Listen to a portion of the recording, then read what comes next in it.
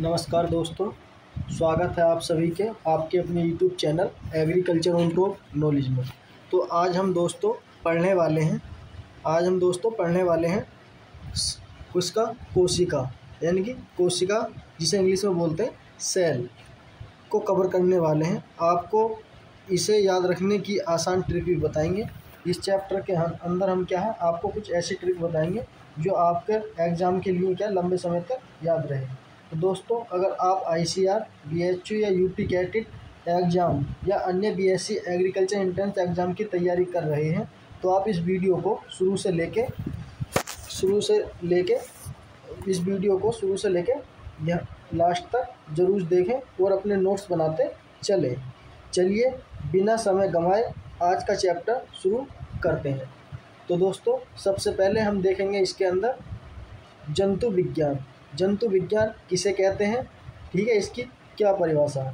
तो दोस्तों, जंतु विज्ञान अध्ययन जीव विज्ञान कहलाता है। जीवों का जो अध्ययन होता है दोस्तों, किसका, जीवों का जो अध्ययन होता है वही क्या कहलाता है, जीव विज्ञान कहलाता है। जीव विज्ञान के जनक कौन थे, अरस्तु हैं। इम्पोर्टेंट पॉइंट्स है, आपसे पूछेगा कि जंतु विज्ञान के पिता कौन थे, तो कौन थे, अरस्तु। जीव विज्ञान की 2 शाखाएं हैं। जीव विज्ञान को कितनी शाखाओं में बांटा गया है, 2 शाखाओं में। कौन कौन से, जूलॉजी और बॉटनी। तो दोस्तों, सबसे पहले हम समझेंगे जूलॉजी। जूलॉजी किसे कहते हैं, इसके अंतर्गत जंतुओं का अध्ययन किया जाता है। यानी कि जूलॉजी वह शाखा है जिसके अंदर हम क्या एनिमल की क्या स्टडी करते हैं या अध्ययन करते हैं, उसे क्या कहते हैं, जूलॉजी कहते हैं। जूलॉजी के जनक अरस्तु हैं। कौन है जूलॉजी का जनक, अरस्तु है। ओके, अगला पॉइंट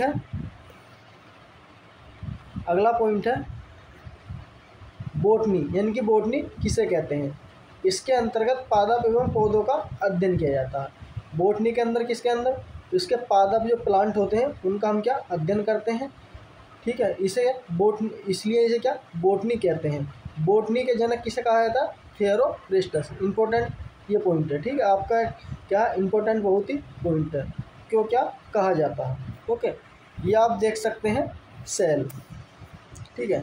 यानी कि ये जो सेल है इसमें मैंने डायग्राम ले रखा है, जंतु कोशिका का डायग्राम ले रखा है।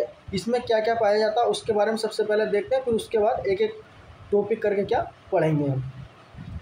ग्लाइजी उपकरण पाया जाता है, ठीक है, इस तरीके का ग्लाइजी उपकरण होता है। उसके बाद क्या, अंतःप्रदीपी जालिका पाई जाती है, कुछ इस तरीके की दिखाई देती है। केंद्रीय झिल्ली क्या होती है, केंद्रीय झिल्ली को क्या ये पाई जाती है केंद्रक के अंदर। केंद्रक क्या होता है, जो इसका क्या है अंदर का यानी कि मध्य पार्ट जो होता है वो क्या कहलाता है, केंद्रक कहलाता है। कोशिका द्रव्य होता है, इसमें एक जल की तरह क्या काम करता है, ठीक। उसके बाद क्या है खुरदरी या अंतःप्रदीपी जालिका, ठीक है, तो वो कौन सी है, ये वाली और मेम्ब्रेन है, ये वाली है माइटोकॉन्ड्रिया ये है, इसे क्या ऊर्जा का घर भी कहा जाता है।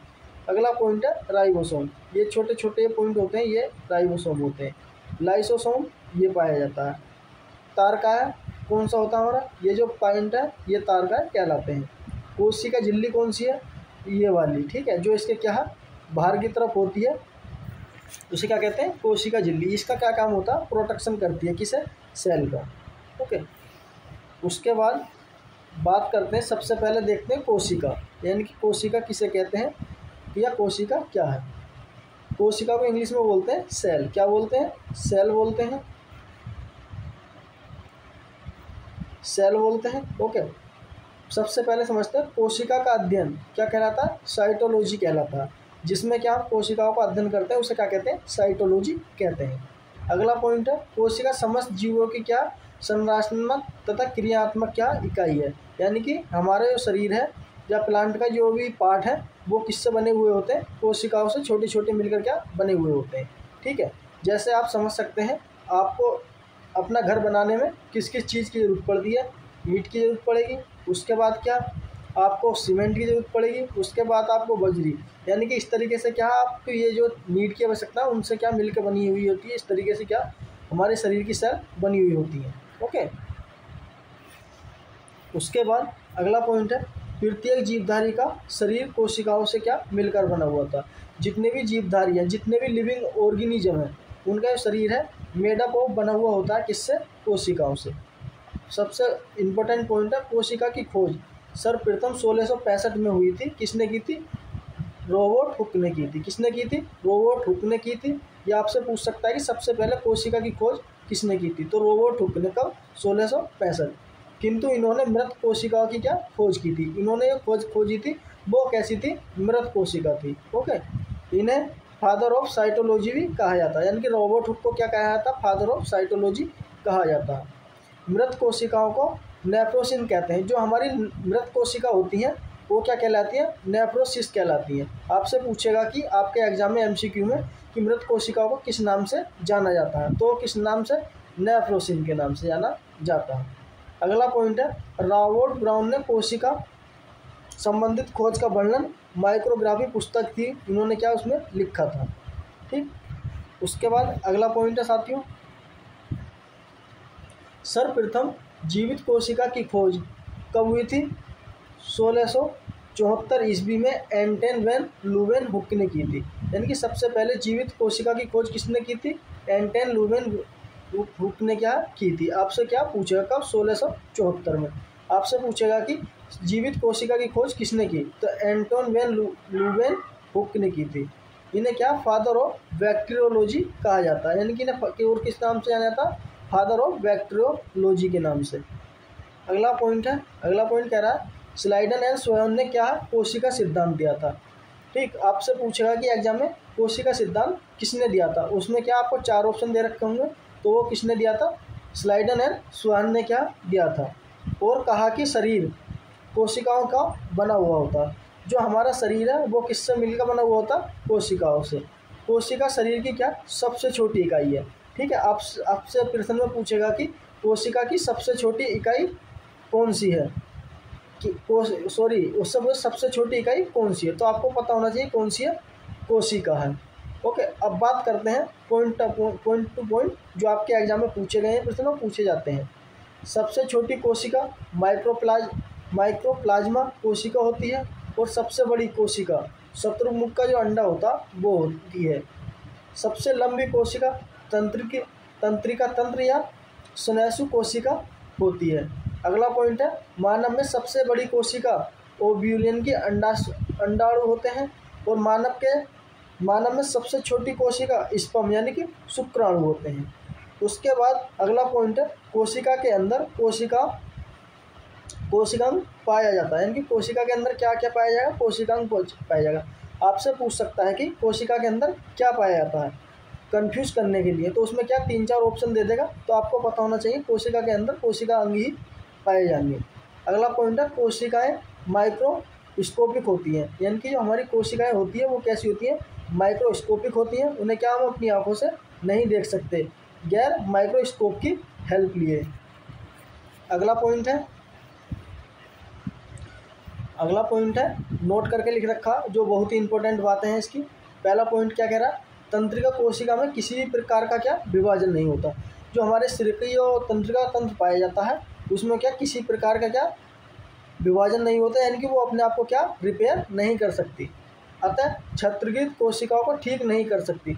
जो भी हमारे क्या सर में चोट लग जाती है उसे क्या जल्दी से क्या ठीक नहीं कर सकती। इसी कारण सर में चोट लगने से शीघ्र ही क्या मृत्यु हो जाती है।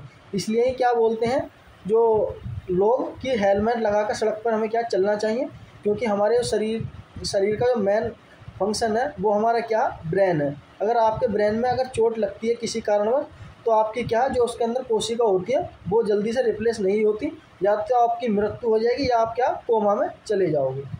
ओके, अगला पॉइंट है कह रहा है कि सबसे तेज़ी से कोशिका विभाजन किस में होता? लीवर में होता। आपसे पूछेगा, इंपॉर्टेंट है ये वाला पॉइंट। सबसे तेज़ी से विभाजन जो होता है लीवर में होता है, जिसे बोलते हैं जिगर या यकृत बोलते हैं। यह अपने क्षत्रकृत कोशिकाओं को क्या स्वयं ही ठीक कर लेता है।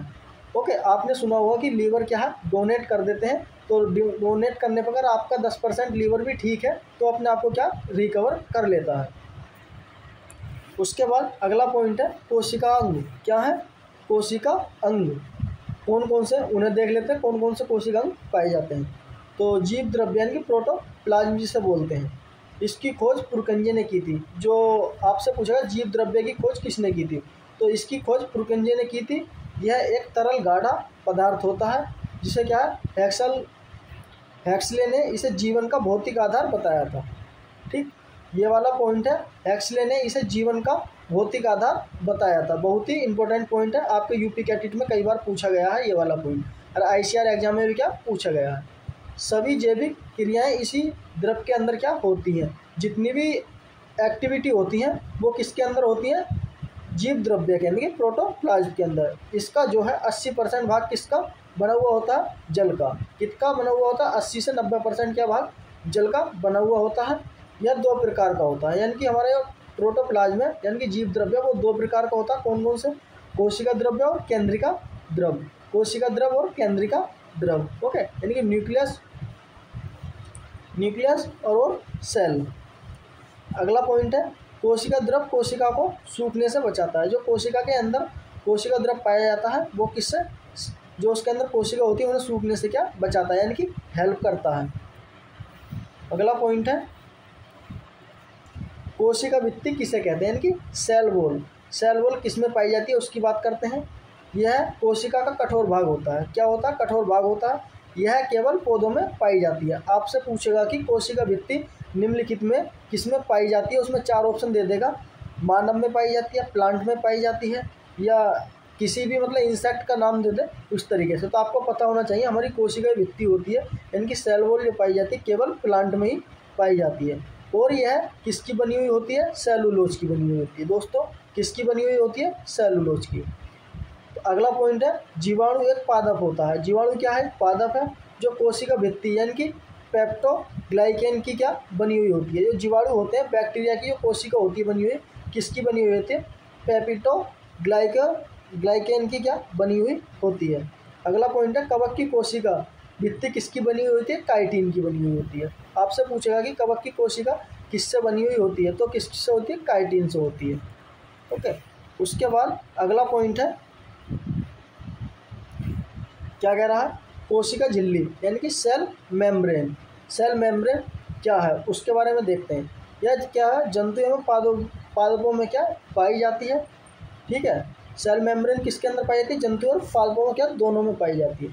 कोशिका के अंदर सभी अवयव इसी झिल्ली के अंदर क्या रहते हैं। जितने भी फंक्शन होंगे वो किसके अंदर होंगे, सेल मेम्ब्रेन के अंदर क्या पाए जाते हैं। अगला पॉइंट है कोशिका के अंदर जाने वाले पदार्थ का क्या नियंत्रण करती है। जो भी हमारे कोशिका के अंदर क्या कोई भी पदार्थ जाता है उसे क्या नियंत्रण करती है, उसका क्या मेंटेन रखती है। यह अर्धपराग होता है। यह कैसा होता है, अर्धपराग होता है।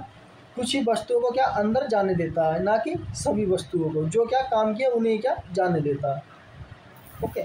उसके बाद बहुत ही इंपॉर्टेंट है, कई बार इसमें क्या एग्जाम में पूछा गया आपका, माइटोकॉन्ड्रिया यानी कि सूत्रकणिका। इसकी खोज अल्टमैन ने किया था। यह ऑक्सीश्वसन होता है। यह कैसा होता है, ऑक्सीश्वसन होता है। यह क्रेब चक्र में भी क्या चलता है। आपसे पूछेगा कि क्रेब चक्र में किसका यूज किया था, तो एटीपी का यानी कि माइटोकॉन्ड्रिया का यूज करते हैं, जिसके फलस्वरूप एटीपी का क्या निर्माण करता है तथा ग्लूकोज का बनाता है और हमें ऊर्जा मिलती है और क्या देता है, हमें एनर्जी प्रोवाइड करता है। अगला पॉइंट है इसे ऊर्जा का स्रोत कहा जाता है। क्या कहा जाता है, ऊर्जा का स्रोत किसे कहा जाता है, तो वो क्या हमारा माइटोकॉन्ड्रिया, ओके। अगला पॉइंट है कोशिका की ऊर्जा उत्पादन क्रिया सही संपन्न होती है। सही संपन्न होती है यानी कि कोशिका की जो ऊर्जा उत्पादन क्रिया कहाँ होती है, माइटोकॉन्ड्रिया के अंदर होती है। अगला पॉइंट है पावर हाउस ऑफ सेल यानी कि पावर ऑफ हाउस ऑफ क्या कोशिका का पावर हाउस किसे कहा जाता, तो माइटोकॉन्ड्रिया को। बहुत ही इंपॉर्टेंट पॉइंट है, ओके। तो दोस्तों ये आप देख सकते हैं, ये हमारा किसका है, माइटोकॉन्ड्रिया का डायग्राम बना हुआ है।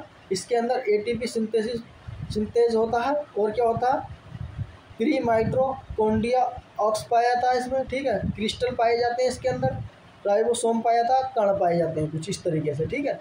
उसके बाद बाहरी झिल्ली होती है और अंत झिल्ली, 2 प्रकार की इसमें झिल्ली पाई जाती है। और क्या है, डीएनए भी क्या उपस्थित होता है किसके अंदर, माइटोकॉन्ड्रिया के अंदर।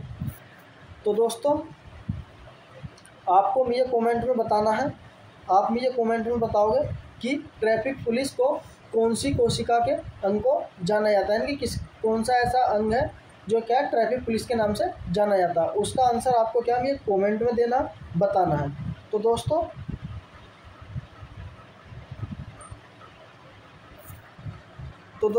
आज हमने कोशिका का चैप्टर को अच्छे से कवर किया है। अगर आपको यह वीडियो पसंद आए तो लाइक करें, शेयर करें, चैनल को सब्सक्राइब करें ताकि आपको आगे के सभी चैप्टर मिलते रहें।